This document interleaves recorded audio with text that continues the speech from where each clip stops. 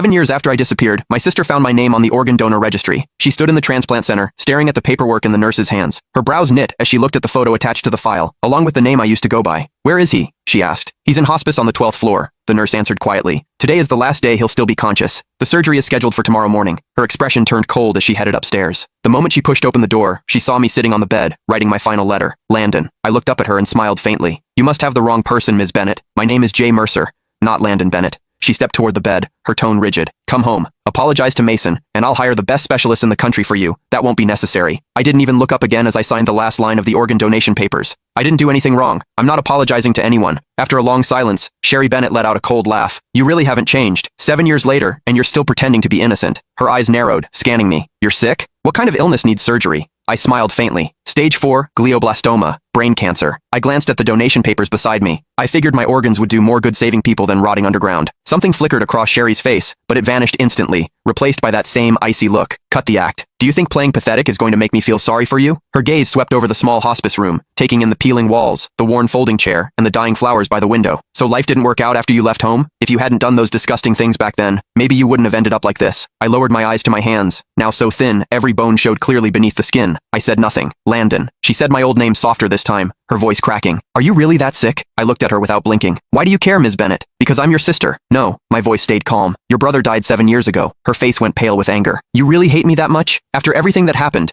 Are you seriously pretending you weren't the one who enough?" I cut her off. "You didn't come here to dig up the past. Say what you actually came to say." She opened her mouth, then hesitated, completely speechless. I gave a soft laugh. "Let me guess. Mason needs a new liver, doesn't he?" Sherry didn't answer. She didn't have to. The way her eyes avoided mine told me everything. I leaned back against the hospital bed, laughing under my breath. "So, that's it. After 7 years, he finally remembered he had an older brother. Today, you came here to ask for my liver?" "Not ask," she corrected sharply. "It's your duty. You agreed to donate before, and Mason needs you again now. He's your brother." I stared at her, amused by how ridiculous she sounded. "Sherry, when you kicked me out 7 years ago, why didn't you remember I was his brother then?" "That was your own fault," she snapped. "If you hadn't done those horrible things to Mason, if you hadn't framed him, I never would have kicked you out." Her voice shook with fury. "You're still lying. Still acting innocent. You think disappearing for 7 years erased what you did?" I slowly closed my eyes as numbness spread through my chest. Even now, she never doubted him. To her, I was always the villain. "Please leave. I need to rest." She grabbed my shoulder hard enough to hurt. "Listen carefully. Mason needs your liver." I opened my eyes, looking at her calmly. "Then he can wait for someone else. My organs are already promised to strangers." Her whole body shook with anger. "How can you be so heartless? Mason saved my life back then.